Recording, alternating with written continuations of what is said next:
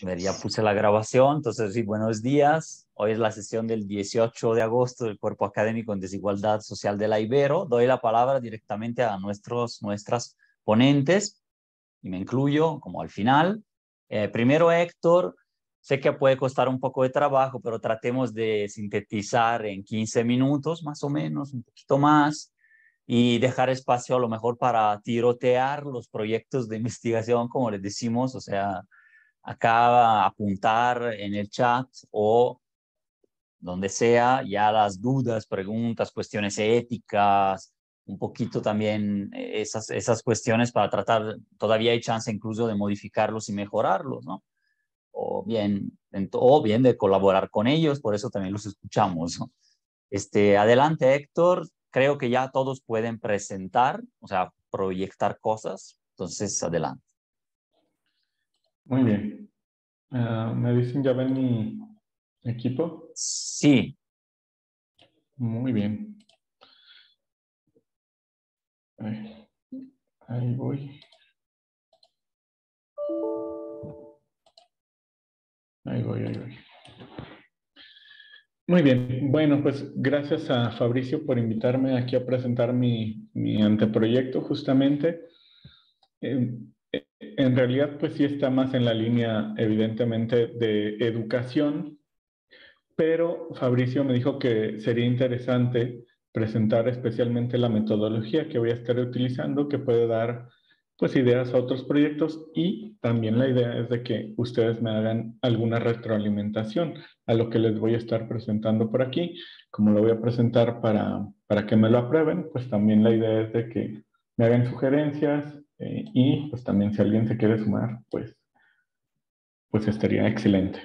Bueno, muy bien. Entonces, el nombre del proyecto es La convivencia escolar en la educación superior, el caso de la Universidad Iberoamericana de León. Yo he manejado el tema de convivencia escolar desde que estudié la maestría y doctorado. También en el postdoctorado lo estuve ahí metiendo junto con eficacia escolar. Y desde que me contrataron para acá, para venir, Marta Sánchez, que era la jefa, mencionó que sería bueno que combinara el tema de convivencia, que era el que yo traía manejando, con que pudiera retribuirle a la universidad, porque como soy miembro del Sistema Nacional de Investigadores y al ser una universidad privada, la Ibero es quien me va a dar el apoyo correspondiente al SNI. Entonces, dentro de estas cuestiones que maneja la Ibero para darte el apoyo para el SNI, es justo que le pueda retribuir, que pueda hacer investigación sobre la misma universidad. Entonces, de ahí, ¿por qué el objeto de estudio? Bien. Voy a minimizar esto. La idea es un proyecto concatenado entre 2023 y 2024. El que voy a presentar especialmente el día de hoy es el del siguiente año, que es una fase cualitativa. Esta fase cualitativa, la idea es que genere indicadores, resultados, aspectos observables, para que en 2024 construya yo un instrumento cuantitativo, especialmente un cuestionario en línea que se pueda aplicar no solo en la Ibero León, sino en otras universidades del sistema universitario jesuita. Y para hacer una interpretación general, entonces en realidad, bueno, es un método mixto con dos fases. Tengo la intención de que eventualmente esto se convierta en un proyecto de intervención con investigación-acción participativa, pero hay que irle dando tiempo a esa fase del proyecto. Muy bien, como les mencionaba, me voy a centrar en la fase inductiva, cualitativa, para el siguiente año. El objetivo general, que básicamente es, nomás que no alcanzo a ver acá, comprender la convivencia escolar entendida como prácticas interrelacionales. No me voy a meter mucho en los temas de teoría sobre convivencia escolar, pero aquí es cómo se relacionan las personas en los espacios educativos. Básicamente, va a ser el objeto de estudio. y en una universidad particular de educación superior del Bajío Mexicano desde una mirada multimodal, polivocal y participativa, que es una metodología que se le llama enfoque de mosaico, que ahorita les estaré presentando.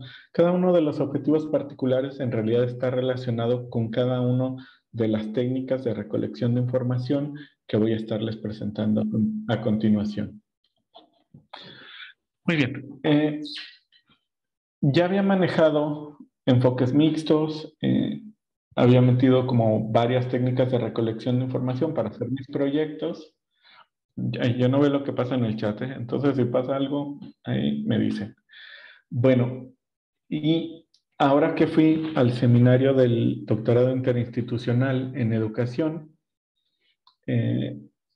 las personas de Ibero, Ciudad de México, de educación, me comentaron que estaban trabajando con esto que se llama The Mosaic Approach, el enfoque de mosaico, de una investigadora y un investigador que se llaman Clark y Moss, y me llamó mucho la atención. Incluso me compré un libro en línea y para poder acercarme a esto.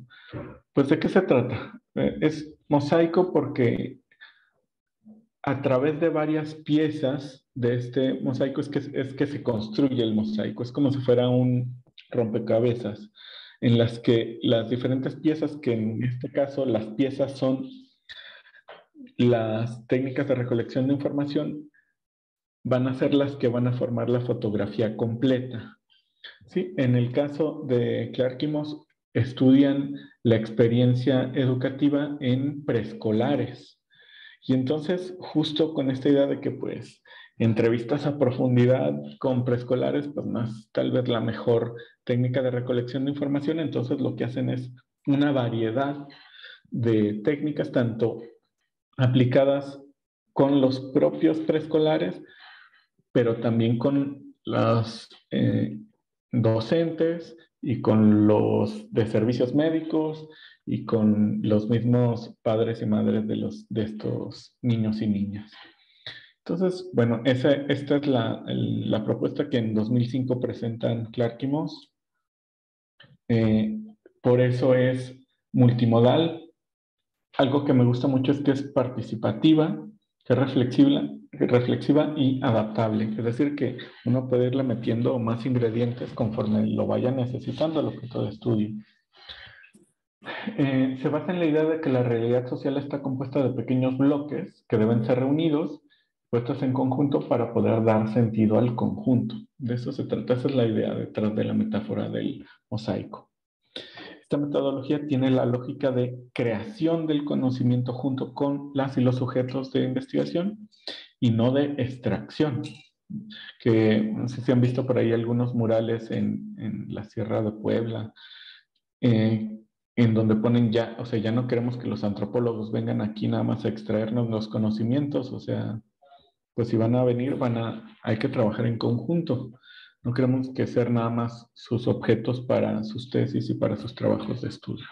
Es un tanto en esta lógica. Muy bien. Les voy a ir presentando cada una de las piezas de mosaico. Voy a tratar de irme rápido para no comerme todo el tiempo. Bueno, ya les había comentado, desde esta perspectiva estoy viendo la convivencia como prácticas interrelacionadas subjetividades que pasan dentro de un espacio educativo.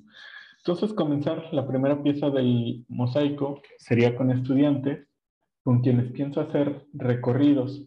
Esta técnica nunca la he utilizado, la conocí ahora justo con Clark y Moss, que se trata de hacer un recorrido junto con las personas en sus escenarios cotidianos. En este caso, yo quiero hacer 5 recorridos que son básicamente entrevistas a pie. Si vamos caminando por la universidad, les voy preguntando y me van diciendo, ah, sí, aquí convivimos, no, aquí nunca venimos, ah, aquí sí, aquí hacemos esto, aquí hacemos lo otro. Mi idea es hacerlo 5 recorridos en pares con un hombre y una mujer, estudiantes de arquitectura y diseño, es decir, por departamento. Un hombre y una mujer de cada departamento, a eso me refiero. Y ir grabando estas entrevistas a pie y que con los recorridos me vayan explicando cómo conviven. La segunda está concatenada con esta otra, se llama o le puse el nombre de fotografía etnográfica colaborativa. Se trata de que con una aplicación las y los estudiantes retraten, tomen fotografías sobre cómo conviven en su escuela. Yo les doy una sesión, digamos, de capacitación, de introducción, de aspectos éticos, de cuidado de los datos, y después les doy 4 semanas para que tomen fotografías y retraten lo que pasa, cómo conviven. Esa es la pregunta central y ya ellos retratarán cómo conviven. Al término de esas 4 semanas en las que toman fotografías, se hace un grupo de discusión con las mismas personas. Yo selecciono fotografías que considere representativas o repetitivas, y el grupo de discusión se hace sobre las fotografías. Entonces a la persona que tomó la fotografía se le pregunta por qué la tomó, si es común eso, y luego se abre el debate a las demás personas para ver si en sus grupos, si en sus carreras también se convive de manera semejante, si es representativa esa fotografía también para la forma en que conviven ellas y ellos. Otra es cartografía social. Este es un grupo de discusión con un hombre y una mujer de cada departamento, estudiantes evidentemente, en la que van a hacer un croquis de la escuela y van a decirme cómo y dónde conviven aquí. Incluso hasta si se puede con horarios, ¿no? Pues en el receso así, a la hora de la salida acá, etcétera, etcétera. Así se llama cartografía social. Básicamente se trata de que hagan croquis y que en esos croquis mapeen las zonas en las que conviven y cómo conviven en esas zonas. Es un grupo de discusión. Análisis metafórico es otro grupo de discusión en la cual también un hombre y una mujer de cada departamento se les pide que describan por medio de una metáfora el significado de la convivencia. Es decir, a ver, describe con una metáfora cómo convives, primero en tu salón y luego se hacen subgrupos y cómo se convive en la escuela. Y se seleccionan las metáforas más representativas de la escuela. Bueno, por ejemplo, algunos ejemplos de lo que me han dicho es convivimos como perros y gatos, porque generalmente nos llevamos mal, pero como los perros y gatos domésticos, luego también aprendemos a llevarnos bien. Literalmente eso me han dicho reiteradamente, sobre todo en preparatorios, que es donde he aplicado esta técnica. Muy bien, un análisis de contenido de la normativa Ibero, cómo se relaciona la normativa con la convivencia escolar. Entrevistas con directivos, justamente de las y los cuales yo identifique como informantes claves a partir de la revisión de la normativa. Entrevistar a directivos para que me digan cómo pasa de la letra que está escrita en la normativa a la realidad, cómo se gestiona. Muy bien. Después, acá arriba no se alcanzan a ver tal vez, pero tengo los meses. Entonces, es para el próximo año, marzo, abril, mayo, sería el trabajo más intenso con estudiantes y luego en verano hacer entrevistas a docentes. También mi idea es hacer entrevistas en pares a un hombre y una mujer. Esta es una por cada departamento, en las cuales les pregunta cómo ellos perciben que se conviven las y los estudiantes en sus grupos. Y darle tiempo a la sistematización y análisis de la información, que básicamente se va a hacer a través de triangulación. Se triangulan los resultados de todos estos y se van haciendo poco a poco. Primero se le llama descripción desarticulada, primero una descripción de los resultados separados de cada una de estas fases, y luego una descripción articulada, que sería cuando ya se ponen en perspectiva, se triangulan las perspectivas y los resultados que se obtuvieron de estos otros mosaicos. Una novedad que me gustó mucho de esta metodología del enfoque de mosaico es que después, con los resultados preliminares que se tienen, se ponen a discusión con los mismos sujetos de estudio. Entonces, la idea sería hacer un grupo de discusión sobre los resultados. Es decir, yo tengo resultados preliminares, se los presento a estudiantes, se los presento a docentes en grupos de discusión separados para que me digan si le atiné o si no le atiné y no capté nada, no comprendí nada de cómo convive. y darle un par de meses a la redacción del informe final una vez que se aplicaron estos dos grupos de discusión que posiblemente se conviertan en tres, dependiendo de si veo necesario hacerlo también con directivos. Pues básicamente esa es la metodología, básicamente esa es la propuesta, y para ya no robarme más tiempo, yo creo que lo puedo dejar hasta aquí. Pues muchísimas gracias, Héctor. Si quieres, nos volvemos a ver para esto. Y quien quiera, levanta ahora sí que la manita del Zoom para intervenir o preguntar o comentar libremente. Pues ahí tenemos unos minutitos. Gracias por estar en mucho en los tiempos. Y se incorporaron también Carlos Adrián, que me había escrito que estaba interesado, ¿verdad? No sé, Carlos, si quieres presentarte rapidísimo, así de simplemente qué haces o qué haces en la Ibero, si tienes micrófono funcionando. Hola, doctor, muchísimas gracias, muchísimas gracias. Rápidamente, bueno, yo me acabo de entrar a Ibero para una clase en Relaciones Internacionales y actualmente estoy estudiando el doctorado en la Facultad Latinoamericana de Ciencias Sociales. Y bueno, pues también estudio la maestría en análisis político y estoy muy interesado también en conocer los trabajos que las compañeras y compañeros pues están realizando. Y bueno, pues para ir conociendo y pronto pues si hay posibilidad pues ir presentando también algo para colaborar. Ojalá, ojalá, y también luego platicamos, pero también te puedes apuntar para presentar acá tu propio anteproyecto o proyecto o tesis de doctorado. De hecho, hemos bautizado varias tesis acá. Bautizo de fuego, le decimos, pero adelante.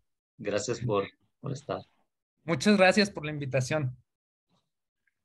Entonces, no sé si hay preguntas para Héctor, bueno, preguntas o cuestionamientos para Héctor.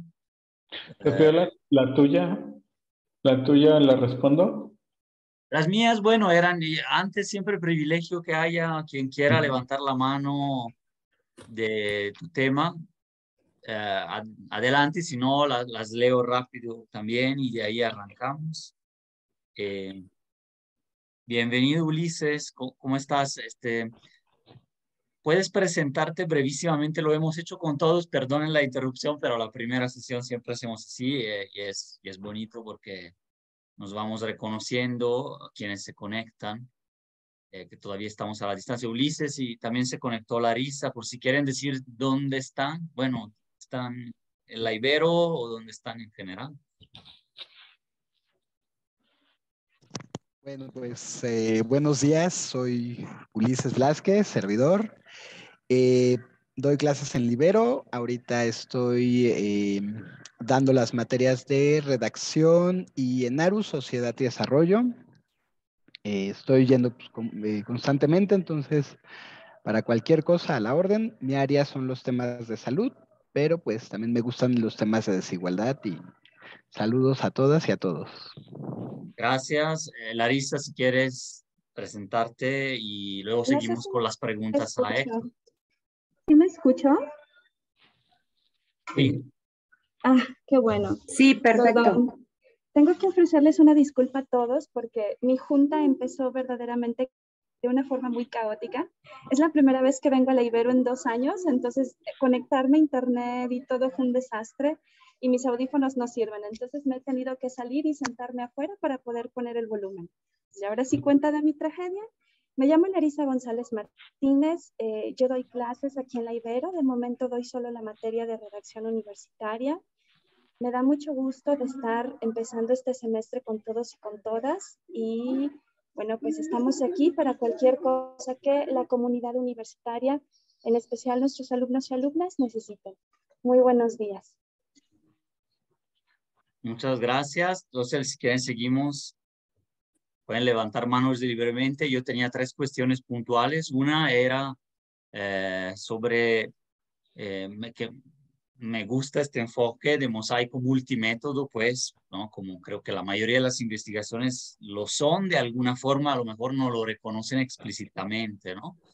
O no lo planean de manera como tan precisa y con los objetivos claros, etcétera. Entonces me pareció valioso el aporte. No sé si hay algún diálogo con el enfoque de la complejidad o algún tipo de enfoque ahí, en dado caso, si lo tienes, porque me parece muy pertinente, pues, o sea, hay un proceso final de síntesis que normalmente es lo que dice, ¿no? Es como volver a reunir todo lo que por naturaleza está esparcido o está complejo, justamente relacionado de manera no lineal. Entonces, bueno, era una cosa. La otra es cómo vas a hacer con la cuestión ética y del consentimiento en los casos de que cuando hables pues, con personas más casual, entre comillas, esos paseos y así. Me imagino que ya lo tienes previsto, pero... Y el otro era cuando platicábamos, se me hace interesante mencionarlo aquí, el enfoque que puede ser más la convivencia escolar desde las reglas, le llamaría, en los temas de movimientos sociales estoy viendo gobernanza desde arriba, o sea, la forma de manejar un tema complejo desde arriba o también desde abajo, es decir, conocer cómo la convivencia escolar está en, digamos así, más allá de las normas o de la, ¿no? Y veo que manejas las dos, pero con énfasis en la segunda. Entonces, bueno, son esos tres comentarios muy breves. Sí, con respecto a complejidad, creo que está ahí de fondo y además que también teóricamente se plantea el tema de la convivencia como omnipresente, o sea, en realidad, incluso si no te estás hablando con el de al lado, estás conviviendo de una forma o de otra. Entonces, y que hemos visto de que la complejidad se manifiesta en la convivencia escolar en el sentido de que en el mismo momento, dentro de la misma aula, pueden estar dos estudiantes ayudándose, uno explicándole al otro la tarea, y allá atrás dos peleándose, y acá una parejita, y aquí otros escuchando a Rosalía. Entonces, al mismo tiempo, en el mismo aula, están pasando muchas cosas. Entonces, de hecho, pues sí, el enfoque es multimodal justamente para tratar de ver el objeto de estudio desde diferentes ángulos y poder reconstruirlo y hacer una síntesis, ¿no? Al final. De los aspectos éticos, lo primero que quiero hacer es, para el siguiente semestre, si me lo aprueban, pasar a todos los salones y explicar la investigación y explicar que durante todo el año se va a estar haciendo esta investigación. Y hasta pedí presupuesto para poner carteles en varios lugares así de la universidad de que sepan que se está haciendo la investigación en curso. Bien, a todos y todas las personas que participen, voy a tener la carta de consentimiento informado, ¿sí? Y de participación en la investigación. Y además, con las personas de la fotografía etnográfica, va a ser con quien especial énfasis voy a poner en el aspecto ético, porque, bueno, además cuando llegue a presentar la investigación no va a llevar ningún nombre, no va a llegar, y todo, en caso de que se presenten fotografías, van con los rostros difuminados. Entonces, básicamente, esas serían lo que tengo contemplado para los aspectos éticos. Una pregunta de Lupita, una de Ulises. Tratamos de ser puntuales porque somos varios, pero adelante y conecta. Bueno, primero una cuestión de contexto que me parece valiosísima tu investigación porque fíjate que es un pendiente aquí en la universidad, es algo muy necesario este asunto y aquí en la universidad habíamos tenido investigadoras, personas que habían realizado durante muchos años investigación sobre convivencia escolar, pero en el nivel básico. Y entonces siempre había esa carencia como de, o sea, qué bueno porque todos los aportes son muy valiosos, pero aquí en la universidad, pues qué onda, ¿verdad? No teníamos esa posibilidad o ese aporte, digamos, ¿no? Entonces, me parece muy importante esta investigación tuya en el contexto nuestro. Luego, otra cosa que me pareció extraordinaria es, bueno, no he leído todo tu documento, pero así en esto breve que presentas, cuando tú hablas que en todas las visitas y demás va a haber un hombre y una mujer, etcétera, como ese asunto de contemplar las miradas, pues que por lo regular siempre esa división o esa desagregación más bien, ¿no? Desagregar por sexo es fundamental, ¿no? Que viene desde 1995 esa postura y que luego pues no se lleva a la práctica en, no sé, en las políticas públicas, en las instituciones, etcétera. Entonces, que tu información sobre convivencia escolar esté desagregada por sexo es, desde mi punto de vista, fundamental, fundamental, fundamental. Entonces, me parece extraordinario porque pues ya quiero saber tus resultados porque para ver, o sea, qué dijeron ellas, qué dijeron ellos, ¿no? Por otro lado, quería preguntarte si, como sabemos, todo el asunto de la convivencia tiene, ya breve, el asunto de la convivencia tiene que ver pues con todo el equipaje que traen, ¿no? Las y los estudiantes. Entonces hay muchas cuestiones que son pues fuera de la universidad. Entonces, ¿eso cómo lo tienes tú contemplado, no? Porque a lo mejor aquí yo soy una persona racista o yo soy un alumno sexista, homofóbica, etcétera, ¿no? Y entonces, pues eso lo traigo de donde lo traiga, pero yo llego aquí, formo parte de una comunidad estudiantil y así me conduzco. Entonces, claro, se puede ver aquí yo qué hago, pero no sé qué relevancia tiene en tu estudio o dónde está esto del origen de estas maneras que tú vas a encontrar de conducirse o de convivir de las y los estudiantes, porque es, digamos, extramuros, ¿verdad? Es fuera en la universidad, pero eso afecta aquí o se impacta, ¿verdad? Entonces, eso quería preguntarte, pensando en, y bueno, y también tenía pensado algo que tenga que ver con la prevención o con que esas ya son estrategias posteriores, pero que se relaciona, no sé, al respecto, sobre todo lo primero, todo esto que viene, que traen de afuera y que se refleja aquí adentro, ¿cómo lo tienes tú visualizado? Sí, yo creo que en esta primera fase, que va a ser como muy exploratoria, inductiva de esta parte de cómo conviven las y los estudiantes, no está tanto presente. Esa fase estaría más presente en la parte cuantitativa, dentro del cuestionario, a incluir ítems para capital económico, capital cultural, capital social, y ya pues ahí se puede hacer el rastreo de estas variables y cómo afectan, digamos, a las formas, estilos de convivencia aquí dentro. Digo, todavía no lo tengo totalmente armado, pero pues esa sería la idea. Las variables exógenas, las variables sociales, las variables extramuro, incluirlas ya más definitivamente dentro de la segunda fase, que sería la cuantitativa, porque ahorita me interesa más reconstruir lo que pasa aquí adentro. Digo, no es que no importe, ¿verdad? Por supuesto, pero sería el centro esta vez. Y sí, de Cecilia Fierro es mi ídola y entonces ya había leído muchas cosas sobre Cecilia. Ulises, adelante y ya damos el cierre a esta ronda de preguntas.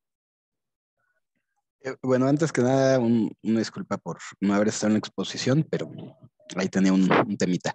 Fíjate que me llama mucho la atención lo que estoy escuchando en esta ronda de preguntas.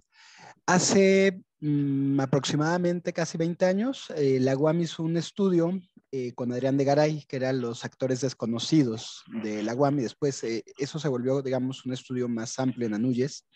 Nunca supe si se publicó, en el cual comparaban, digamos, como esta trayectoria, ¿no? que tienen los alumnos de distintas universidades, de cómo llegaban a la universidad, pero después cómo socializaban al interior del aula, que eso le llamaron el aula un espacio desconocido, puros actores desconocidos, ¿no? Porque también el profesor era un actor completamente desconocido y el alumno, pues entre ellos, como dices, era completamente diferente, ¿no?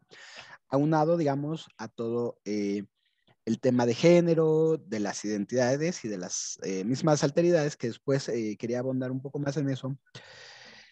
Alfredo Nateras, ¿no? Para ver cómo lo desarrollaba. Entonces, a mí me parece interesante porque eso nada más hizo en la zona metropolitana.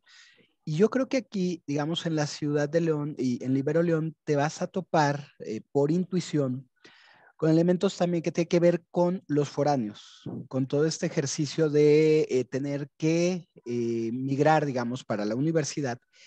Y yo quisiera preguntarte si en algún punto, aparte de lo cuantitativo, va a haber algo cualitativo que te acerque hacia allá.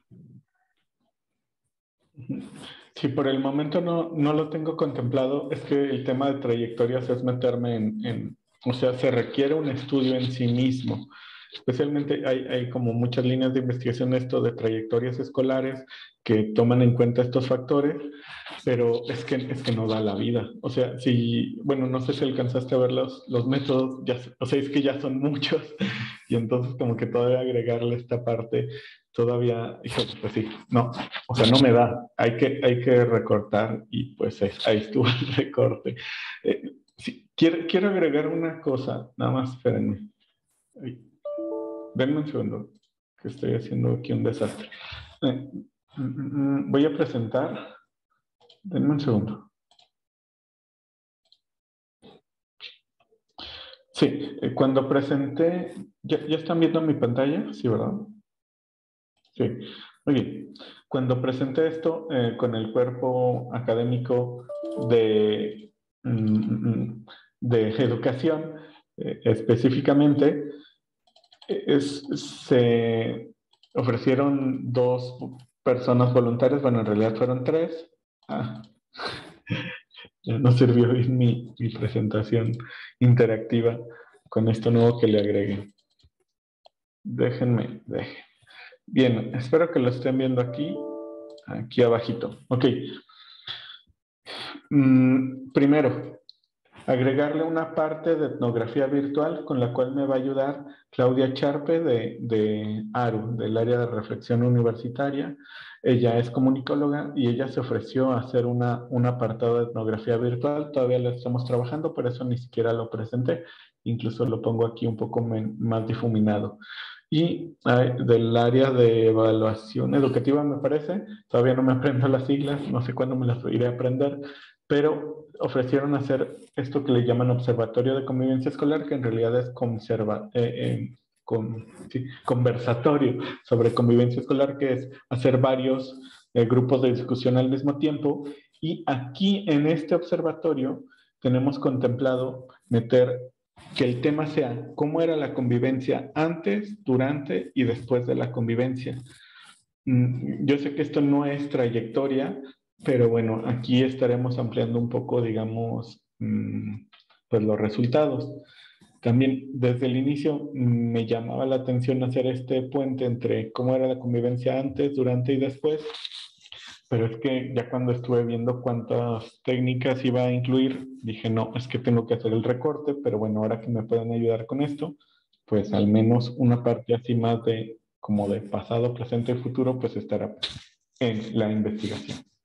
Y ya. Bueno, muchísimas gracias, bienvenidos, bienvenidas. También se conectaron Iraís, Carmina y Pedro. Y así, ¿quieren decirnos simplemente dónde están o qué hacen? Así, brevemente, tipo, para presentarnos y seguimos. Pedro, ¿quieres empezar tú? Hola, buenas, casi tardes a todas y todos.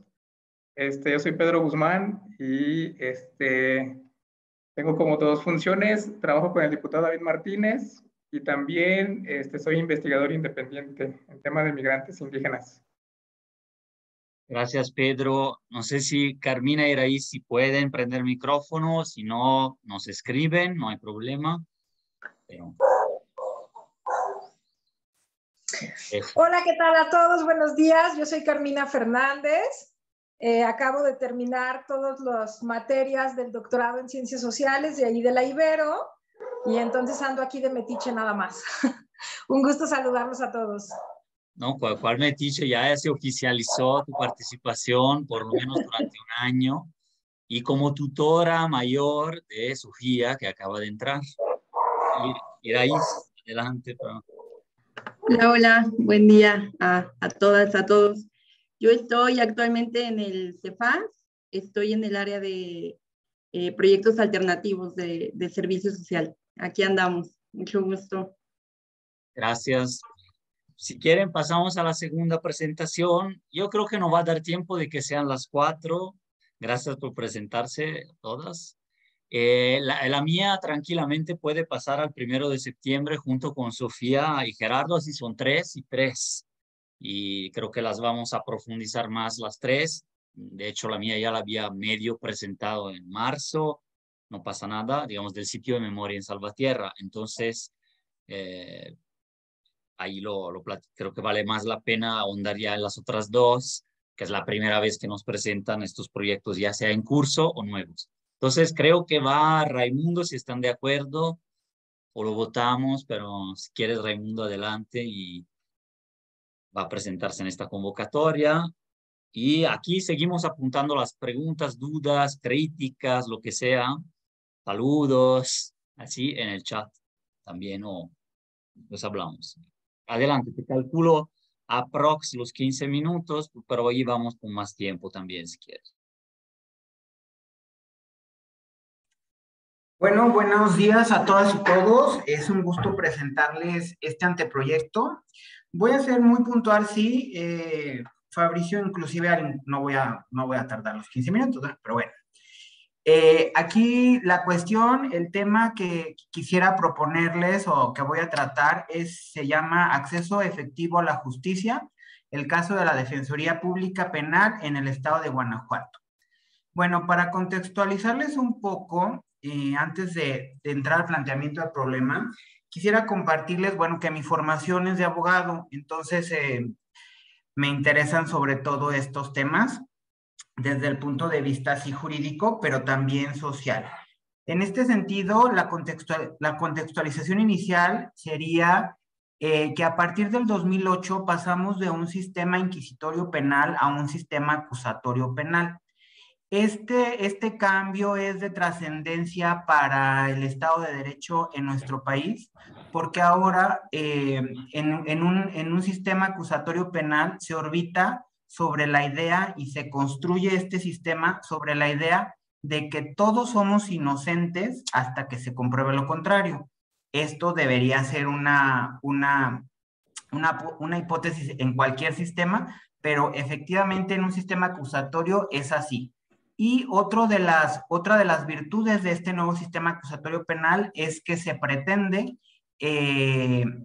una situación en la que se alcance una reparación integral de la víctima y que en ese inter en donde el acusado es inocente hasta que se compruebe lo contrario y la víctima va a tener derecho a una reparación integral, pues entonces en ese lapso podamos acceder realmente a una justicia significativa. El planteamiento del problema en este caso, les comparto que la Defensoría Pública en el estado de Guanajuato es una dependencia que pertenece a la Administración Pública Centralizada, depende de la Secretaría de Gobierno a través de su Subsecretaría de Servicios a la Comunidad, y esta dependencia tiene a su cargo las direcciones de representación gratuita en materia civil, la Dirección de Defensoría Penal, la Coordinación de Defensoría Pública Penal especializada en adolescentes y la Defensoría Pública en materia administrativa. Partiendo de ese aspecto, les comparto que el acceso a la justicia es un derecho que dentro del catálogo de derechos fundamentales que obran en la Constitución Política de los Estados Unidos Mexicanos, cobra relevancia porque es un derecho humano reconocido también en los principales instrumentos internacionales, en la Constitución Política de los Estados Unidos Mexicanos, y se concentra o se circunscribe a ser el derecho de toda persona de hacer valer jurisdiccionalmente una prerrogativa que considera violada, de acceder a procesos ágiles y garantistas para obtener justicia pronta y cumplida, entendida como una justicia de calidad y oportuna. Y es precisamente, me remito nuevamente a la entrada en vigor del nuevo sistema acusatorio penal, que ya no es nuevo, pero pues tenemos esa idea de seguirle diciendo nuevo. Lo que pretende este sistema acusatorio penal es precisamente lo que les acabo de compartir, que la justicia sea ágil, que garantice el debido proceso para las partes materiales en el juicio, no solamente para la víctima y no solo para el presunto responsable, y soy muy preciso en llamarlo presunto responsable, sino que estas dos partes materiales, o las que se integren en un juicio oral penal, accedan efectivamente a una justicia de calidad y oportuna, y que dentro de esa calidad o esa oportunidad de la justicia vaya inmiscuida, sí, una reparación integral, y sí, si es necesario estar purgando una pena dentro de un centro de readaptación social, lo sea. Pero si no es necesario, que no sea, que no suceda porque tenga que suceder. No sé si soy claro, pero lo que sí quiero clarificar es que este sistema acusatorio no privilegia que alguien compurgue una pena, sino privilegia que se acceda a la justicia y a una reparación integral. Dentro de este contexto, y por lo que toca la defensa penal, es esta Defensoría Pública Penal. Esta dirección es la encargada de garantizar el derecho a una defensa adecuada desde el punto de vista técnico-jurídico y el ejercicio del derecho a la justicia. Sin embargo, y a pesar del trabajo sustancial que abona al Estado de Derecho y que tiene a su cargo, es una dependencia con recursos técnicos y humanos limitados que impactan sobre todo en la procuración y en la obtención de la justicia. La trascendencia de este fenómeno pues es mucha, porque considerando estos datos que les comparto, están sacados del Instituto Nacional de Estadística y Geografía, y en el último intercenso, que fue en el 2020, y había, por ejemplo, 6.166.934 ciudadanos guanajuatenses, de los cuales el 67.9% corresponde a personas mayores de 18 años. Considerando que la Defensoría Pública Penal brinda el servicio de defensa a personas mayores de edad que enfrentan un procedimiento penal, de ese universo se atienden 4.187.348 ciudadanos guanajuatenses, lo que equivaldría a 22.634 ciudadanos por persona defensora pública. Este dato me parece trascendental porque, partiendo de la idea de cualquiera de nosotros, inclusive, podríamos utilizar los servicios de la Defensoría Pública Penal en principio. Inclusive podríamos cambiar a un defensor particular. Pero por ley debemos de ser asistidos cualquiera de las diligencias ante autoridad jurisdiccional de tipo penal, tendríamos que estar asistidos. Entonces, este dato, insisto, me llama mucho la atención porque 22.634 personas por persona defensora pública, me parece que físicamente, materialmente y jurídicamente, pues se extralimita y se pega en el hecho de que podríamos no tener un adecuado servicio público de defensa. Es por tanto que se puede mencionar que gran parte de la población, como ya lo dije, puede llegar a ser usuario del servicio, y lo anterior puede tener un correspondiente detrimento de los derechos fundamentales de las personas defendidas, pero este detrimento en los derechos de las personas defendidas también se podría permear en no acceder por parte de la víctima a una adecuada defensa, a una reparación integral, que insisto, es el meollo de este nuevo sistema. Entonces, el objetivo general de este presente trabajo sería analizar desde el punto de vista técnico-jurídico la actuación de la Defensoría Pública Penal a efecto de determinar si las personas usuarias del Servicio Público de Defensa en el Estado de Guanajuato y su correspondiente parte material se ejercen de manera efectiva del derecho de acceder a la justicia de manera plena, pronta y expedita. Entre los objetivos particulares sería el conocer la naturaleza jurídica de la Defensoría Pública Penal desde el enfoque jurídico dogmático a través del estudio del diseño constitucional, además del marco internacional, así como los conceptos sustantivos de los derechos fundamentales en México. También sería el estudiar desde el enfoque jurídico dogmático el sistema acusatorio penal a partir de la reforma constitucional del 2008, analizando su puesta en operación en el estado de Guanajuato a través de los resultados obtenidos de manera empírica hasta el momento. En este punto me gustaría mencionar que actualmente en el estado de Guanajuato todavía conviven los dos sistemas, el tradicional y el acusatorio. Sin embargo, en pocos años tendríamos que migrar evidentemente a que todo se trabaje en el sistema acusatorio. El tercero de los objetivos sería analizar desde el enfoque jurídico valorativo la estructura y el diseño administrativo de la Dirección de Defensoría Pública Penal en el estado de Guanajuato, a efecto de determinar si dicho diseño se permea en su actuación para garantizar el derecho humano a una defensa adecuada y si la población usuaria de sus servicios accede plenamente a una justicia pronta, expedita e imparcial. El último de los objetivos sería analizar desde el enfoque jurídico-sociológico los grupos sociales que son atendidos por la Defensoría Pública Penal en razón de género, edad, ocupación, entre otros. En este punto me gustaría mencionar que dos de las variantes que quisiera trabajar sería personas que se identifican como pertenecientes a una comunidad indígena, y también personas que se identifican como miembros de la comunidad LGBTI y más. Y dentro del método a utilizar sería, utilizaremos el método del desempaque, que fue desarrollado por Paul Hunt, un relator de la ONU, consistente precisamente en exponer los derechos fundamentales, en este caso el derecho al acceso a la justicia, en toda su amplitud, para así determinar la línea de acción o misión, es decir, descubrir el contenido del derecho humano del acceso a la justicia. Y de momento sería todo.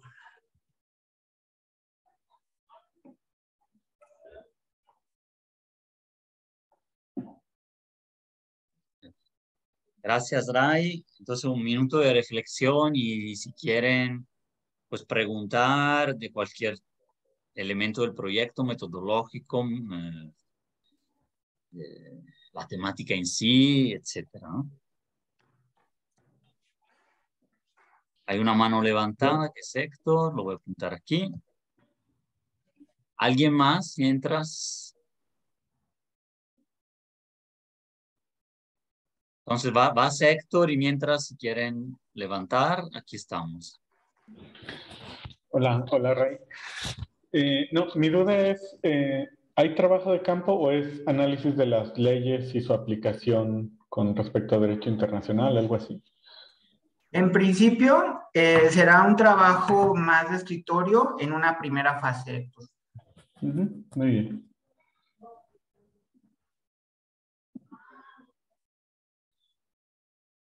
Una pregunta se me ocurre también.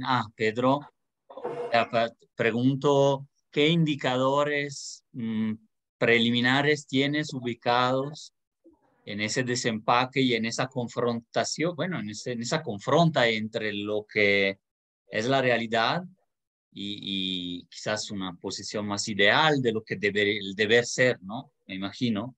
¿Qué indicadores pretendes revisar como más a fondo o que tú conoces o que ya sabes para realizar ese objetivo? Y bueno, esa era una primera. Y quizás la otra... luego, bueno, a partir de ese diagnóstico creo que se pueden dar otras líneas ya también con las personas, como tú mencionabas, es decir, a partir de ese diagnóstico más formal, que supongo que vas a identificar algunas fallas o algunos problemas ahí. Yo tengo entendido como latente está el hecho de que siempre hay una situación muy imperfecta en eso y que pues quieres abonar a ese diagnóstico, ¿no? Bueno, sí. Pero a ver si... Efectivamente, Fabricio, aquí la cuestión es que esta investigación tendría que entrar a fondo a la actuación de la persona defensora pública, es decir, a la actuación técnica jurídica dentro del proceso penal, en cualquiera de sus etapas, y de hecho ya lo tengo contemplado. Es decir, puede darse antes de la judicialización de la carpeta, perdón, pero voy a tener que hablar muy técnico, antes de la judicialización de la carpeta, ya judicializada la carpeta, también hay una actuación de personas defensoras, inclusive ya cuando estamos ejecutando la sentencia. Entonces, aquí la cuestión es que tenemos que contemplar en primero, hay una parte del proceso acusatorio penal que se refiere a las salidas alternas del juicio. Es decir, yo te puedo decir que de hecho la regla debería de ser acceder a una salida alterna y no llegar al juicio oral penal. El sistema acusatorio penal está diseñado para evitarnos el juicio y privilegiar el convenio y privilegiar las salidas alternas. Entonces, lo que quiero, una de las variantes sería, ¿estamos utilizando las salidas alternas adecuadamente? ¿La persona funcionaria, la persona defensora está privilegiando o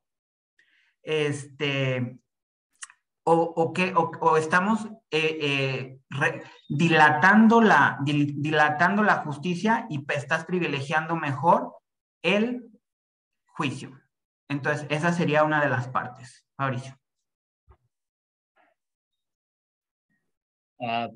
Pedro, adelante, si puedes. Luego hay otra pregunta acá de Gaby. Quizás podría también, pues, solamente para cuando llegue la pregunta de Gaby que la escribió, también explicarnos, bueno, para quien conoce más o menos a qué se refiere con desempacar el derecho. O sea, entre Gaby y Ray lo pueden explicar, que es una metodología interesante, pues, que operacionaliza, pero pues, ¿qué onda, no? Pero antes, Pedro, bueno, si quieres, o no sé si quieren, anticipamos esta pregunta ya que mencionamos y no sé. Sí, adelante, Fabricio, adelante.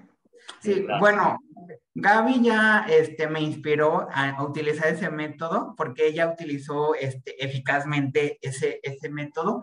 Y sí, Gaby, aquí la cuestión es que tendríamos que ver qué derechos se ven involucrados en este proyecto, porque inclusive podría decirte que el derecho a la igualdad también, el derecho a la igualdad, el derecho inclusive a la salud, porque hay que privilegiar la salud mental, a la salud física, desgastar un proceso penal efectivamente, o que no se alcance, por ejemplo, al final del juicio no accedas efectivamente a la reparación de daño integral. ¿Por qué? Porque también puede darse el caso, y vuelvo a ser muy técnico jurídico, a que se desarrolle todo el proceso penal, a que se llegue a una sentencia, a que tengas derecho a la reparación integral y que efectivamente no puedas acceder a ella porque nadie está obligado a lo imposible y porque no hay medios para cumplir esta sentencia. Entonces, ¿por qué mejor no utilizar la pericia y expertise de la persona defensora y privilegiar una salida alterna y evitar un desgaste para las partes materiales? Ahora sí, Pedro. Sí, muchas gracias, Fabricio. Muchas gracias por compartirnos, Raimundo, tu próximo trabajo. Y me quedaba una duda o ver de cómo lo vas a abordar. Eso comentabas con el tema de población indígena. ¿Cómo se va a abordar el desempaque de derechos en el tema indígena? Comentar nada más así de manera de anuncio que nosotros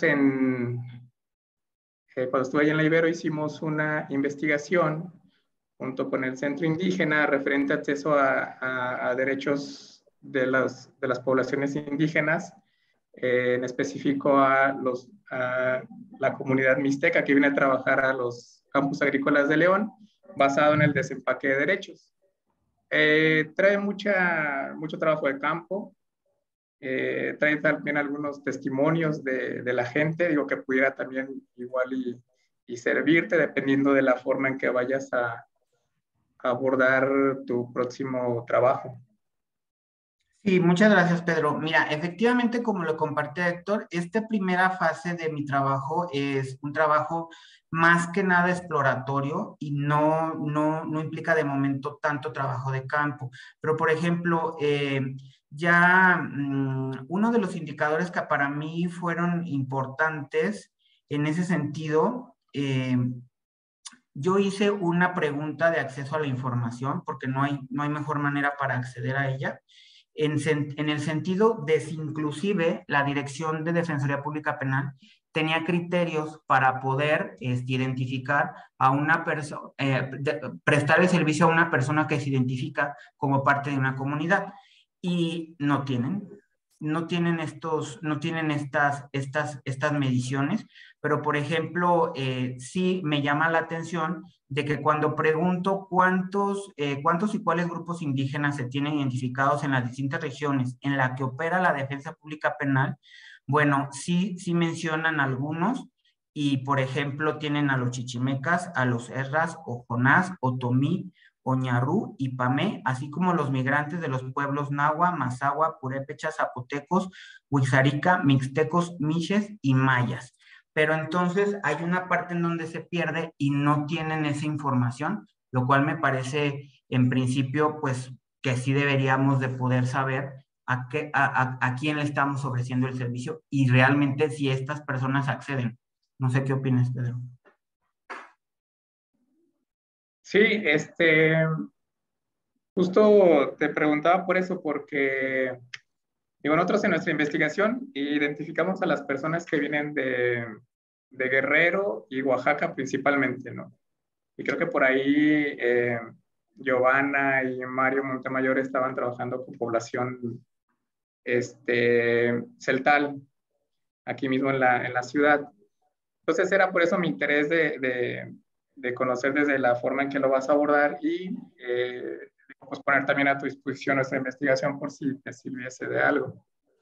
Muchísimas gracias, Pedro. Te la comparto si quieres posteriormente. Te voy a dejar mi correo a las órdenes y de ti de todos. Sí, gracias.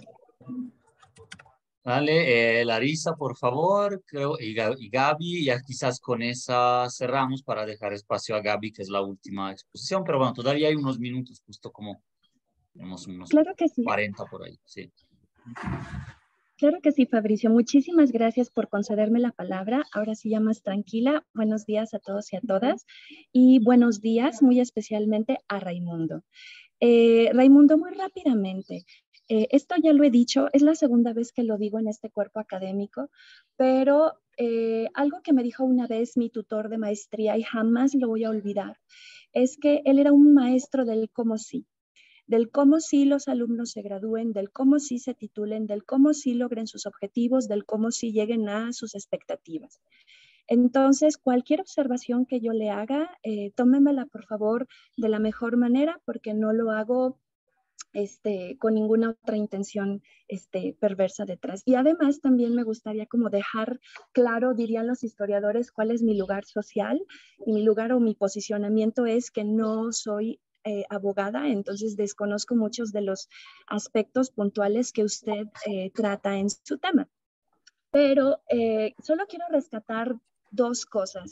La primera, ya anteriormente la primera pregunta que se hizo era en el sentido de, bueno, va a haber algo como práctico, como trabajo de campo, porque yo sigo teniendo esa impresión de que todo este asunto es más una cuestión de reflexión, que es muy importante y muy valiosa y muy necesaria, pero falta quizá aterrizarlo de alguna manera.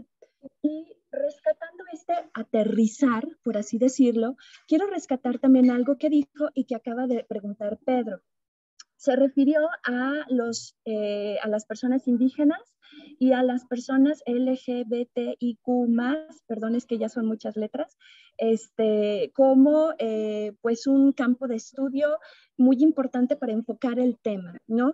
Pero personalmente a mí eso me parece demasiado amplio. Creo que todavía es cuestión como de refinar un poco, porque tratar tanto a personas indígenas como personas de la población LGTBIQ+, me parece pues mucho, me parece muy complejo, y ambos sectores de la población tienen problemas o tienen circunstancias propias, ¿no? Entonces, no sé si desde la óptica del derecho se pueden equiparar, pero yo no puedo evitar pensar, perdóneme, yo soy historiadora y también trabajo con archivos, y una vez fui a un curso justamente del Colegio de México hablando puntualmente, por ejemplo, de la población LGBT. Y algo que me llamó mucho la atención es que decía, desde el campo de los archivos, qué importante es el acceso a la salud y a los expedientes médicos, por ejemplo, para ciertos sectores, para ciertas personas de este sector. Ah, wow, y eso me pareció tan interesante, como tan puntual, que yo no lo veía en otros sectores de la población que también tenían problemas en cuanto a cómo los archivos les podían ayudar desde la óptica de los derechos humanos.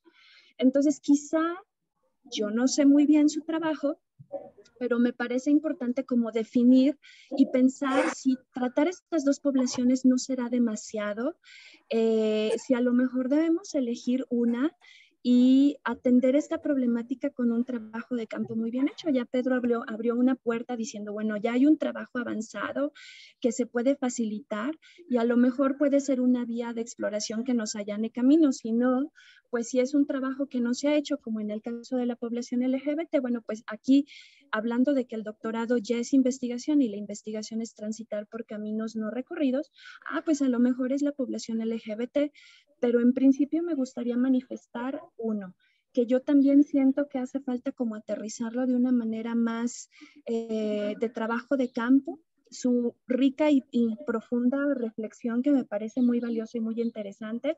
Y segundo, que las dos poblaciones o ese campo de estudio centrado en dos sectores de la población tan importantes, sí me parece bastante. Quizá deberíamos de elegir uno u otro.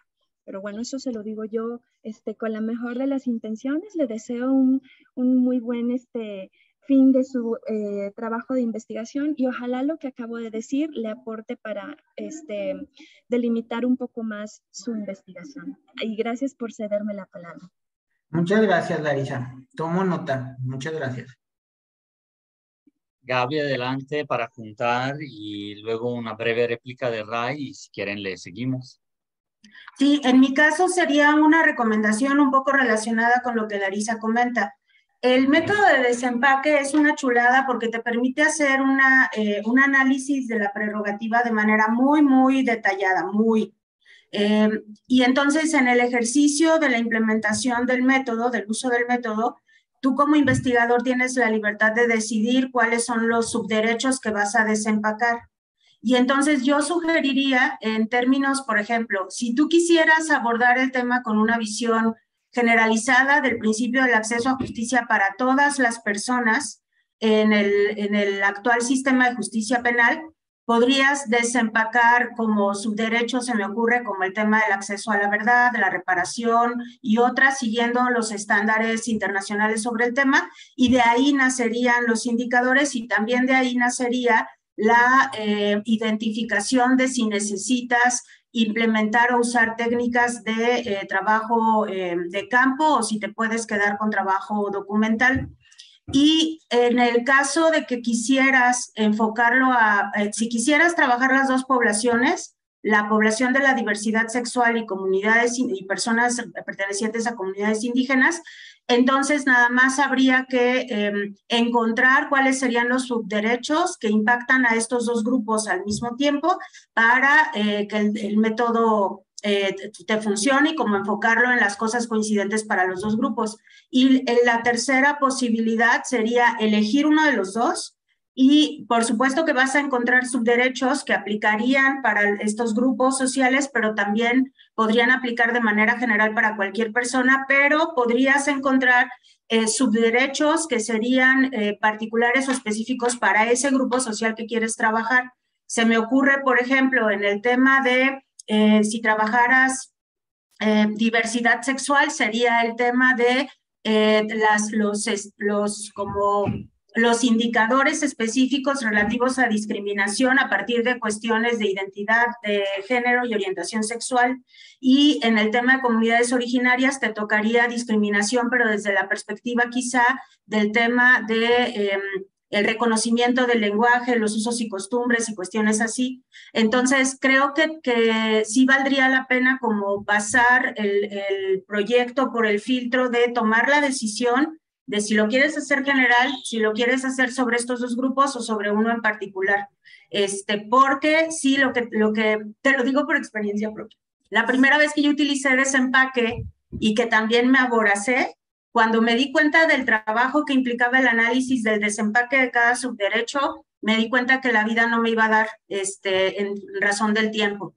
Y entonces es pues sí, a partir de la experiencia te lo comparto, no te vayas a meter en la broncota de cuando te topes con ya la aplicación directa del desempaque, al momento de desempacar y te des cuenta de la magnitud de información que se tendría que revisar, te topas, a mí me pasó, te topas con el escenario de no me van a dar 20 años para acabar esto. Entonces, sería como la recomendación nada más. Muchas gracias, Gaby. Te escucho aquí. Yo sé, estamos juntos de vecinos. Y yo siempre le grito a la computadora. Bueno, muchas gracias. Entonces, yo tengo solo una consideración que igual se puede desahogar también en otro momento. No sé si este análisis que vas a hacer, que sí lo es, un desglose de elementos de alguna manera, también implica solo lo estrictamente jurídico, formal, o también aspectos de contexto como para detectar esa falta a lo mejor de respeto de los derechos, de las garantías. También se implica considerar contexto en que trabajan los defensores, su número, su financiación, porque decías en el anteproyecto ahí que hay un desborde o hay una imposibilidad hasta práctica material de cumplir con esos criterios formales que a lo mejor tú sí ahí vas a analizar, pero pues las razones de raíz pueden ser un desinterés público hacia la defensa pública o gratuita, puede ser que está en quiebra el Estado, no sé, no estoy exagerando y no hay fondos, o puede ser simplemente que no se adaptó al nuevo sistema, etcétera, etcétera. No sé si esos elementos de contexto, o al menos en un capítulo inicial, en una justificación o explicación inicial, entrarían tanto en el proyecto como luego en tu exposición de resultados, ¿no? Es la última de mi parte y si quieren después pasamos con Gaby. Sí, sí sería necesario, Fabricio, todas y todos, porque aquí la cuestión es, y sí entraría implícitamente en uno de los objetivos, en donde refiero desde el punto de vista valorativo cómo la estructura, ¿no? Y las prestaciones. De momento yo te puedo decir que por ley, constitucionalmente, la persona defensora pública y la persona titular de la fiscalía tienen que tener un ingreso igual. Entonces, el ingreso está determinado constitucionalmente, el ingreso económico. Y también te puedo decir por experiencia propia que están muy bien pagados en relación con otros funcionarios. Tienen un nivel de ingreso bastante bueno y sí, pero sí, dentro de todo eso que te comparto, sí hay un desborde. Y también te lo digo por experiencia propia. Entonces, sí es complicado, no te da la vida para ser persona defensora porque realmente vives siendo persona defensora y luego vives lo demás, ¿no? Como en segundo plano. Pero sí es complicado y sí está contemplado, Fabricio. Listo, bueno. Entonces, gracias y seguimos con la tercera propuesta de Gaby. Te dejo la palabra para que nos des la explicación. Tenemos quizás ahí 30, 40. Sí, si puedes, en unos 15 minutos por ahí vamos y luego te preguntamos. Sí, muchísimas gracias. Pues bueno, como saben, algunos de ustedes, el año antepasado y pasado estuve participando a través de la convocatoria de investigación de la universidad en un trabajo respecto a el derecho a la salud materna durante la contingencia derivada de la emergencia sanitaria por COVID. Y haciendo el trabajo, pues bueno, me costó mucho ir delimitándolo como al tema COVID, porque obviamente durante la marcha de la elaboración del trabajo de investigación, pues iban saliendo diferentes tópicos y temas que iban más allá del tema de la pandemia y que tenían que ver con el tema del acceso a la salud en cuestiones de salud materna. Yo en los estudios doctorales, otras investigaciones que he hecho después, he trabajado el tema de salud desde la perspectiva de los derechos humanos Y pues la verdad es que con la experiencia del trabajo de investigación anterior sobre esta cuestión, me quedé con muchas ganas, porque muchas cosas se me quedaron en el tintero, de analizar de manera completa, más allá del tema de el contexto de la emergencia sanitaria por la COVID, la situación, el estado del derecho a la salud materna en el país. Entonces, déjenme hacer la pantalla por acá, listo. Entonces, pues bueno, sobre el planteamiento del problema, entre 2011 y 2021, de acuerdo a datos del INEGI, pues han muerto anualmente entre 900 y 1,100 mujeres, en mujeres, personas gestantes en situaciones relacionadas con su proceso de maternidad, el proceso de gestación, o al momento del parto, y alrededor de 30,000 mujeres sobreviven, en este periodo, sobreviven con complicaciones resultantes de como de los tratamientos, el seguimiento a su proceso de gestación y el nacimiento, el parto, y estas cuestiones, pues en la mayoría de los casos, algo así como un poco más del 80% de los casos, pudieron haber sido evitadas. Y entonces, pues de acá el planteamiento del problema va justo a partir de estos datos, en considerar que la muerte materna viola el derecho a la vida de las mujeres. En segundo lugar, que vulnera el derecho a la salud de las mujeres, vulnera el derecho a la no discriminación y a los principios de universalidad y equidad en cuanto al acceso de servicios de salud oportunos y de calidad. También vulnera múltiples derechos reproductivos, decidir sobre el número e intervalo de hijos e hijas, acceder a servicios de salud reproductiva y a la información en materia de salud reproductiva, y vulnera el derecho de las mujeres a la igualdad, a la equidad de género, a la autonomía en la toma de decisiones fundamentales que afectan el curso de nuestras vidas. El objetivo general de la investigación, pues, es realizar una evaluación, la evaluación del enfoque de derechos humanos del marco normativo y de las políticas públicas en materia de salud materna en México. Sobre todo me interesa hacer una revisión de los últimos 2 o 3 planes de desarrollo nacional, porque ciertamente con la pandemia hubo una alza bastante significativa en los números de muertes maternas y no hemos regresado en cuanto a la política pública a los niveles o a los programas como estaban previo a la pandemia. Y eso implica muy probablemente, hipotéticamente, un retroceso en cuanto al acceso a este derecho, pues que tendría otras implicaciones hacia el futuro inmediato, ¿no? Los objetivos particulares, pues, serían hacer una descripción del marco normativo y políticas públicas vigentes en materia de derecho a salud materna en México, identificar si el marco normativo y las políticas públicas satisfacen el enfoque de derechos humanos y emitir recomendaciones a partir de los resultados obtenidos. También otra intención que tengo, pues, es justo utilizar ahora una metodología diferente para la medición y valoración de derechos humanos y su efectividad.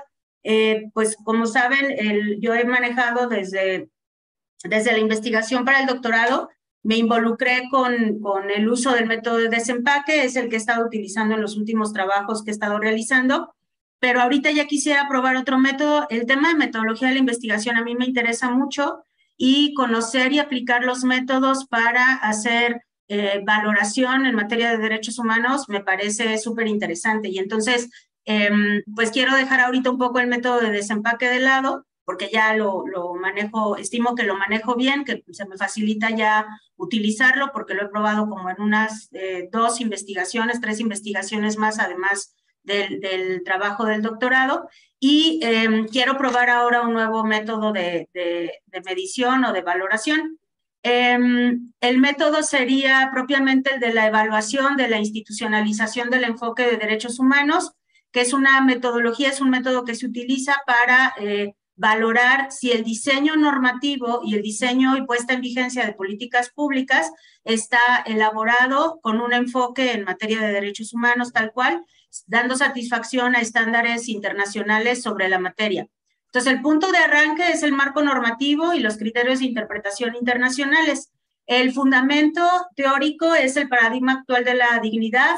Uno de los autores que trabaja la propuesta es Jürgen Habermas, que justo nos da, junto con otros filósofos del derecho, y de las ciencias sociales, nos da este paradigma actual de la dignidad humana, con una influencia muy fuerte del naturalismo jurídico y que establece como fundamento de la dignidad el acceso y ejercicio efectivo de los derechos humanos en cuanto a su contenido de acuerdo a instrumentos y criterios de interpretación internacionales. Señalando pues Marcela Ferrer que los derechos humanos constituyen la vía para lograr mayores niveles de justicia, en tanto su fundamento moral está en atributo común a todas las personas. Entonces, de ahí derivaría el contenido del concepto de dignidad, conforme lo plantea Habermas. Abramovich, que nos dice que el enfoque en derechos humanos es el estándar para el diseño de normativa y de política pública, y Townsend, que nos dice que este enfoque en materia de derechos humanos nos brinda un marco conceptual para analizar problemas sociales clave como sería la pobreza, la desigualdad y la exclusión social. Entonces, por eso quiero utilizar ahora esta metodología. La estructura básica del enfoque en derechos humanos incluye 3 principios, que serían principios filosóficos, justo de cómo se entiende hoy el paradigma de la dignidad humana y el principio de la libertad, para desde ahí partir con los estándares en materia de derechos humanos dotados por instrumentos y criterios de interpretación internacionales, las cuestiones normativas atendiendo a los principios de los derechos humanos, la universalidad, la interdependencia, la indivisibilidad y la inalienabilidad, que también están explicados a partir de los criterios internacionales de la materia, que son de obligatoria observación para nuestro país. Las cuestiones operativas que tienen que ver en materia de derechos económicos, sociales y culturales, grupo al que pertenece el derecho a la salud y por ende el de la salud materna, el uso de los estados del máximo recurso disponible, el principio de la no regresividad, que implica que cuando la protección del derecho ha aumentado porque hay nuevas políticas públicas, hay un desarrollo progresivo de la normativa, esta progresividad no puede irse para atrás, es decir, modificar la ley desatendiendo esas situaciones de avance en cuanto a la protección, implicaría un incumplimiento por la regresividad, y el principio de no discriminación, acceso a la justicia y la existencia de mecanismos que favorezcan la exigencia de los derechos a fin de que cuando se presenten violaciones, pues exista reparación y garantía de no repetición. Y en cuanto a los atributos por derecho, que forma parte también de esta estructura básica del enfoque en derechos humanos, pues va a considerar los atributos específicos por derecho, que son el acceso al derecho, la calidad, la disponibilidad y aceptabilidad, que son atributos dotados por el Comité de Derechos Económicos, Sociales y Culturales de Naciones Unidas, y que nos dan los indicadores y los estándares para valorar si un derecho o una prerrogativa satisface una protección real y efectiva. Los mínimos esenciales por derecho que nos dota el marco internacional, cuáles serían los mínimos aceptables para señalar que el derecho sí está satisfecho o no, y el umbral judicial por derecho y la jurisprudencia, que va de la interpretación por parte de las personas impartidoras de justicia para calificar cuando una acción o una omisión sí constituye o no una violación a derechos, y también para explicarnos a través de la interpretación cuál sería el contenido de un derecho fundamental, en este caso el del derecho a la salud materna. Y a partir de esto se realiza la conceptualización de los atributos por derecho, abarcamos las dimensiones de los derechos humanos, qué significa en términos de salud materna que se dé satisfacción al acceso, a la disponibilidad, a la calidad y a la aceptabilidad, qué implica respecto a los estándares, qué es lo que se entiende por estándares mínimos del contenido del derecho a la salud materna en México, siguiendo la propuesta de Hussitman y Marín, que hacen esta descripción para acudir a los organismos internacionales para definir los estándares.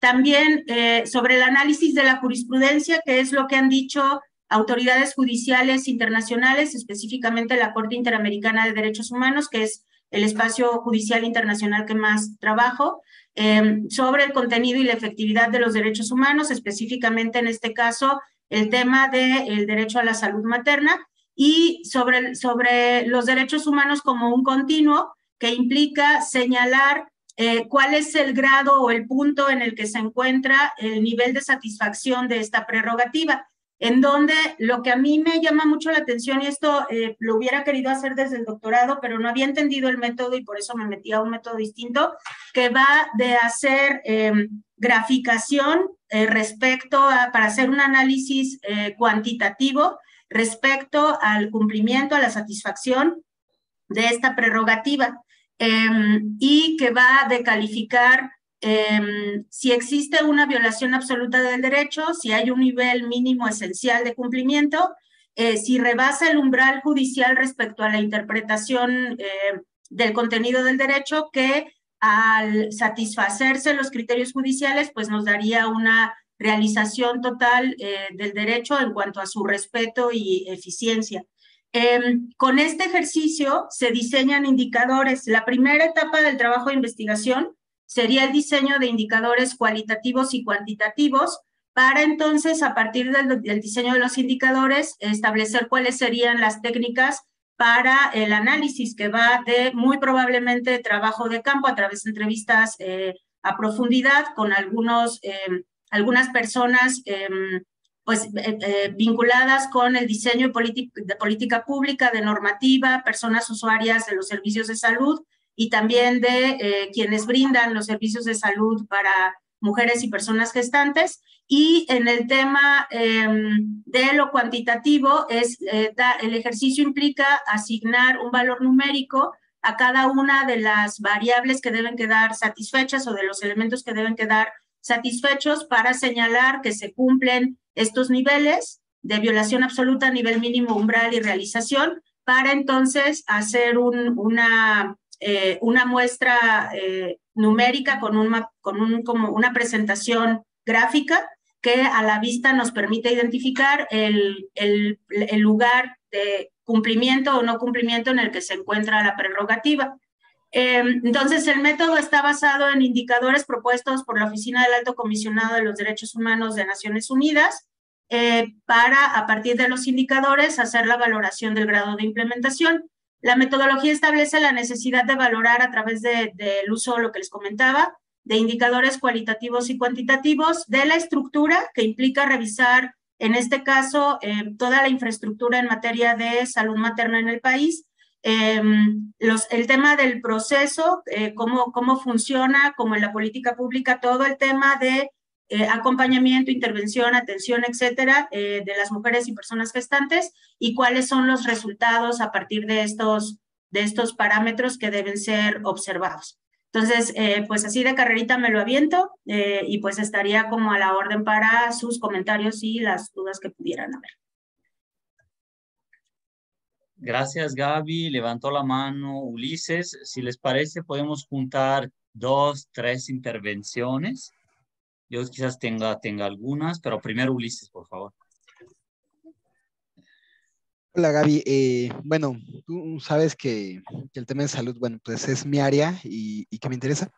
Fíjate que me llamó la atención porque yo conozco al menos 3 grupos que estudian el derecho a la salud, conozco un par de investigaciones, pero ahorita me botan 2 cosas, no sé si vayas a contextualizar, porque son importantes. La primera, ¿cómo está, digamos, la evolución del sistema de salud, digamos, en lo que ya se conoce como el sistema de salud colapsado? Si vas a hacer una diferencia entre los subsistemas de salud público y privado, porque esa diferencia, digamos, es muy importante en términos tanto cuantitativos de atención, pero sobre todo cualitativos en las formas que se atiende. Y si dentro de eso, dentro del subsistema público, por ejemplo, vas a diferenciar el derecho del IMSS, del ISSSTE y digamos que las entidades federativas, porque las formas de atención, digamos, normadas en el cauce, en los 3 son completamente diferentes. Digamos, la Ley General de Salud es demasiado genérica, pero las leyes específicas del IMSS, del ISSSTE, te marcan otras formas de atención. Por ejemplo, la más salvaje es el Seguro Social, porque es una, digamos, ellos tienen un catálogo de servicios, de atenciones y de medicamentos, es el más atrasado en México. Entonces, vamos, atrasadísimo para muchas cosas. Y me parece que ese te va a impactar mucho, porque en la atención a salud materna, cuando ves los números, digamos, ya desglosados por subsistema, tiene un golpe muy fuerte, ¿no? Y también ahorita, digamos, tu tema me viene a colación porque justo la reunión previa era el Comité de Bioética del ISSSTE y se está trabajando una nueva forma de trabajar el proceso de atención previo al parto, el parto y el posparto para cuidar la salud de la mamá. Y una de las cosas interesantes es que, por ejemplo, el Seguro Social decidió ya no tener comité de bioética para hacer estas revisiones, ni tener un comité jurídico. Entonces, mi comentario va por allá porque creo que te puede ayudar mucho esta diferencia, este desglose cuantitativo, pero también cualitativo, para ver dónde está fallando el Estado, cómo está fallando el Estado en ciertas instituciones. Y eso te lo recomendaría. Te recomiendo una tesis muy buena de mi compañera de doctorado. Ella no lo ve en el derecho a la salud, pero ella trabajó muy bien la muerte materna, que es Ana Prado Murrieta. Es muy buena y ella hizo un trabajo muy bueno en Ajusco Medio, que es el primer hospital en Ciudad de México, que decidió el tema de salud materna tener un área específica de derechos humanos para el trabajo. Entonces, te recomiendo esa tesis, es muy buena. Y déjame ver si tengo por ahí los datos de Ana Prado, porque creo que te puede echar mucho más la mano, porque ella sí lo ha trabajado, digamos. Lo mío está en otra área, pero ella sí lo ve, ¿no? Pero me parece interesante y sí te recomiendo nada más, ve lo de la diferencia de los subsistemas, porque ahí te vas a topar con cosas bien interesantes para tu investigación. Sí, mil gracias. De hecho, tengo algo de eso adelantado por el trabajo que me aventé la vez pasada.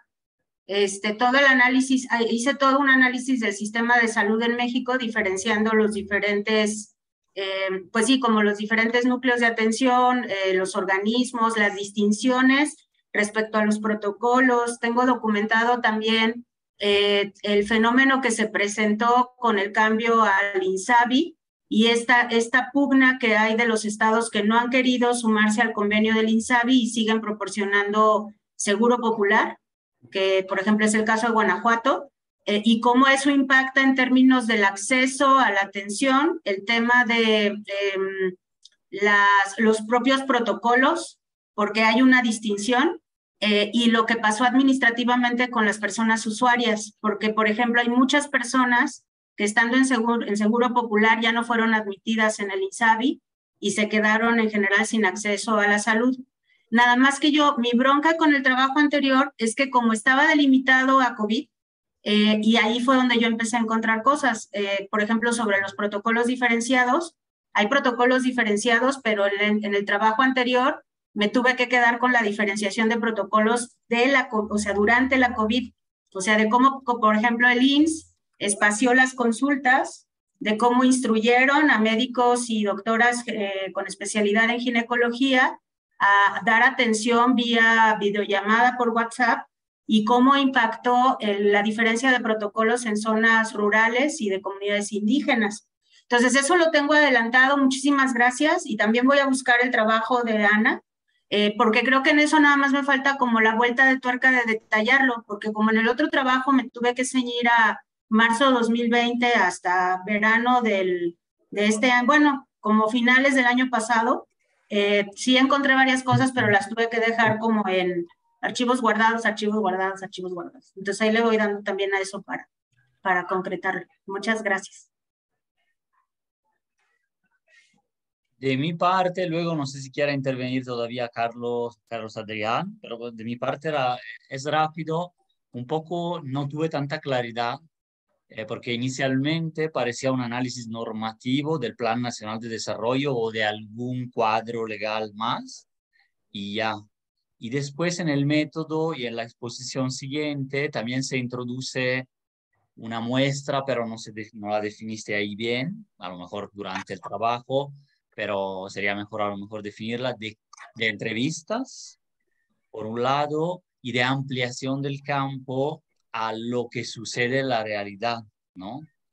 Se vislumbra eso, pero no apareció tan claro en el inicio con el objetivo y cuando expusiste la primera parte, que me grabé, a lo mejor podemos volverlo a ver, pero me grabé un poco eso del Plan Nacional de Desarrollo, alguna normativa y con eso ver si responde a los estándares, que eso sería más de escritorio o de análisis jurídico, como un poco lo de RAI, pero después también se introduce, que me parece interesante, no estoy diciendo que no, pero a lo mejor metodológicamente habría que ver cómo entra con esos objetivos o si entra la parte de entrevistas y a quién y por qué, teniendo en cuenta que si se trata de todo el país, sería un trabajal, ¿no? Sería muy grande. Si en cambio se trata de estudio de caso, entonces hay que ver su representatividad. Y entonces se puede encontrar, ¿no? En Guanajuato, pero habría que ver ahí. Entonces te pregunto primero. Sí, pues es que como el tema es revisar marco normativo y políticas públicas que derivan del marco normativo para saber si el diseño se hizo siguiendo el esquema de derechos humanos, la política pública está en el Plan Nacional de Desarrollo y los informes anuales señalan el cumplimiento, los datos del avance, del alcance de los objetivos del Plan Nacional de Desarrollo. Entonces, es la fuente de donde va saliendo la información y el trabajo previo, que es trabajo 100% documental, es para la definición de los indicadores y lo que se mide es el contenido de la normativa y del Plan Nacional de Desarrollo. Por eso va de la norma y de la política pública. Y es muy probable que en el diseño de indicadores, los que tengan la calidad de ser indicadores cualitativos, me parece que la forma de hacer la evaluación será a través de entrevistas. Eso todavía ahorita está en veremos, porque dependerá de la información que vaya encontrando para la construcción de los indicadores, pero pienso que puede ir por ahí.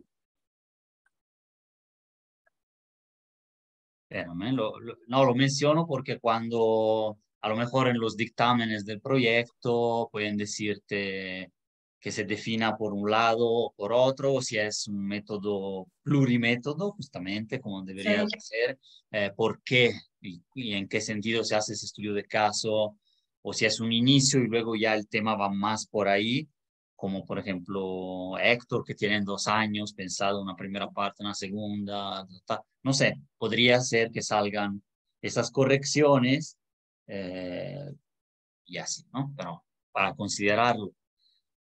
Sí. Lo previo que se pueda considerar para prevenir eventuales cosas mejor, ¿no? Sí, claro. Sí, mil gracias. Creo que también era un detallito, luego dejo la palabra en el de RAI, en el objetivo que dice analizar, bla, bla, bla, algo a fin de determinar. ¿Cuál es el objetivo? El fin de determinar, que es una inquietud o un resultado de la investigación, un desenlace, o analizar. Creo que analizar es el verbo del objetivo principal. Y la frase podría quedar así o podría ser más larga, reproduciendo lo que es la pregunta de investigación, ¿no? Si la pregunta lo mismo que dice, pero ponerle a analizar, comprender, describir con eso. Y a fin de determinar, quizás podría salirse. Lo dejo a discreción depende de tu pregunta, cómo la formulaste, etcétera, pero son dos, o sea, analizar eso a fin de determinar podría generar ahí alguna inquietud y te dicen cambia el objetivo porque son dos, o cambia el objetivo porque uno es una inquietud del investigador o una justificación y el otro es el objetivo estricto de la investigación formalmente, cómo se concibe formalmente, ¿no? Pero bueno, son detalles, así que se me ocurrió ahora ya pensándolo bien, que podrían, depende de, no puedo decir más, porque depende del cuerpo del texto escrito que uno va a entregar ahí. Pero dejo la palabra, no sé si hay más intervenciones. Carlos, ¿habías levantado la mano? Sí, muchas gracias, muchas gracias. Yo creo que es un trabajo que se ve muy interesante. Veo, Gabriela, que usted tiene un avance de su marco analítico al menos en principio, la planeación de esta conceptualización, digamos que es como el primer paso para ir armando este marco analítico, y creo que hay un horizonte muy importante que es la parte de la metodología que usted está planeando, porque, y creo que es un reto bastante interesante, el tema de la valoración, sobre todo porque está considerando cuestiones que son de carácter cualitativo. Entonces, yo realmente creo que cuando usted se encuentra en esa parte que ya se asoman, digamos, las primeras cuestiones que tiene usted que sortear, considere muy bien la metodología mixta, ¿no? Que no es una triangulación metodológica bueno, primero voy a revisar unas bases de datos y luego ahí le complemento con unas entrevistas, sino más bien que sea una imbricación, una simbiosis, ¿no? De las diferentes herramientas de captación de información que usted vaya a utilizar.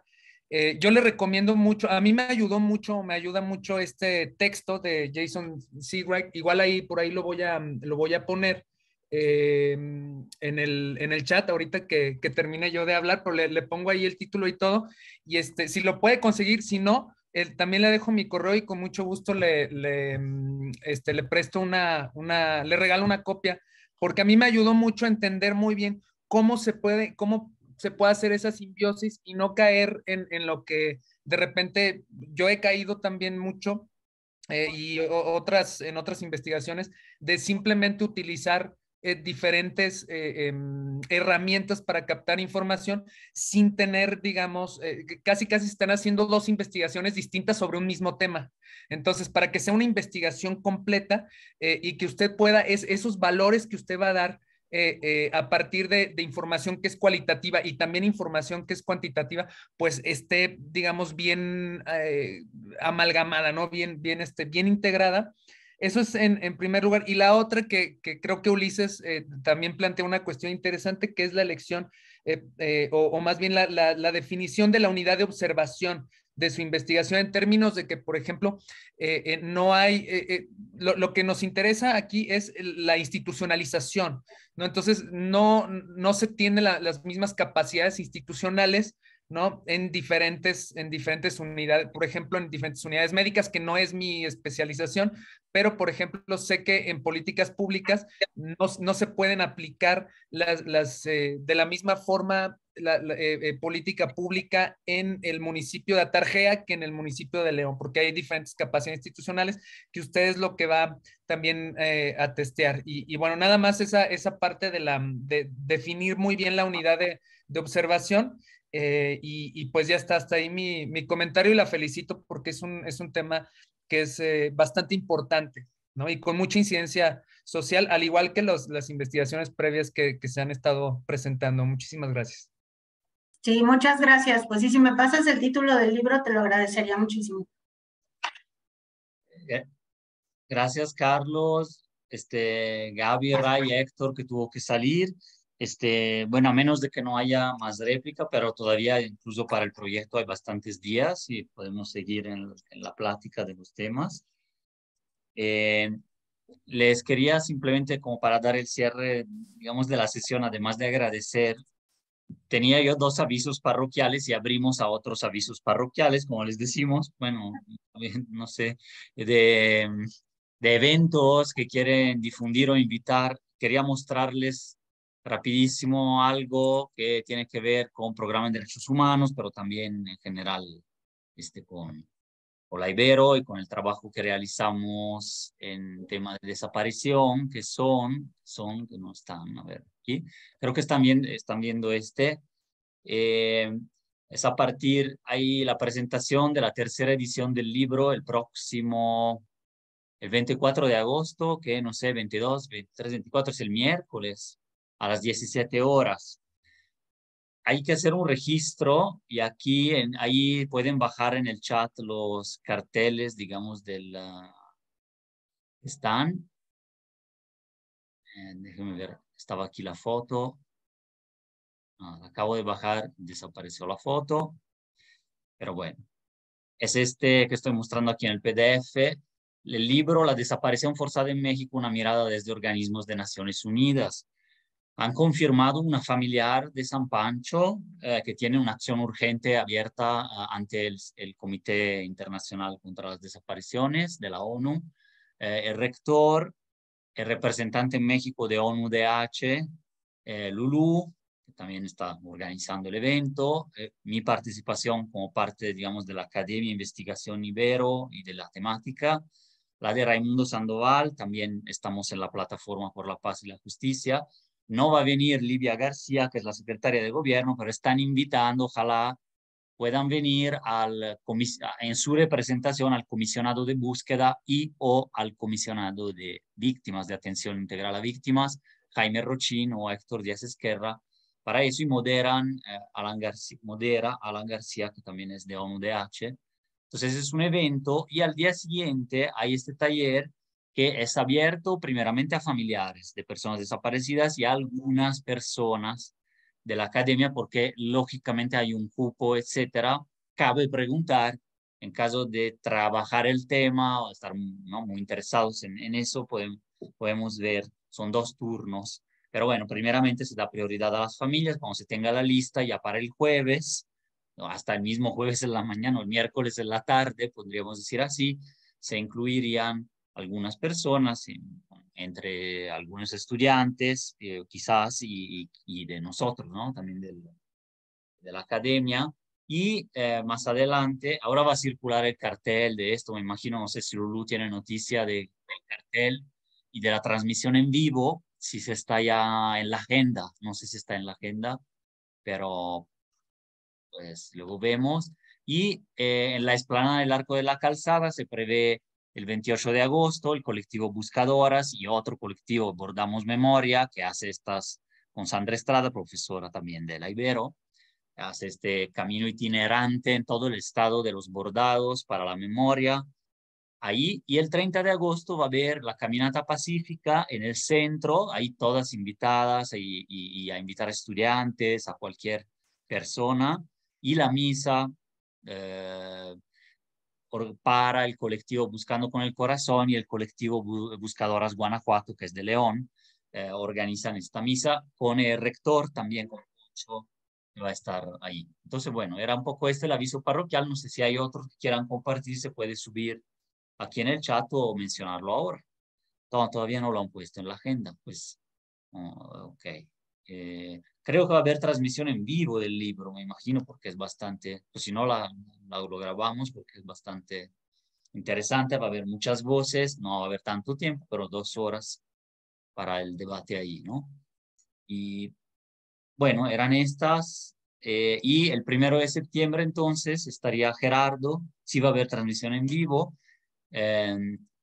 Gracias, Lulu. Era solo saber en dónde va a haber para difundir. Esperé hacer la difusión porque no está escrito dónde y que siempre les paso el link, pero supongo el canal de YouTube de la Ibero y el de Facebook de la Ibero, ¿no? Debe ser. Les preguntamos a comunicación.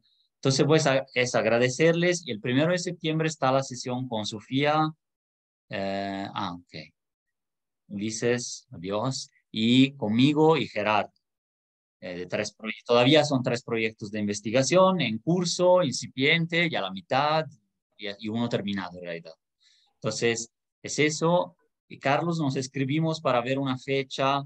Si quieres exponer tu proyecto de doctorado, creo que todavía hay chance en las sesiones, hay espacios para hacerlo. Quizás en septiembre o un poquito más adelante, junto con alguien más, con 1 o 2 personas más, si te parece bien, y consideras seguir estando en las actividades, pues ahí nos ponemos de acuerdo. El calendario está en la convocatoria, entonces por ahí están las fechas, pero tenemos ya algunas planeadas, pero nos ponemos de acuerdo para septiembre, octubre. Y quien sea también quiera exponer algún proyecto incipiente o realizado de doctorado. Sí. Gracias, Lupe. Bueno, creo entonces nos separamos y nos escribimos para el 1 de septiembre. Ahí nos vemos también. Abrazote. Bye. Gracias, hasta luego.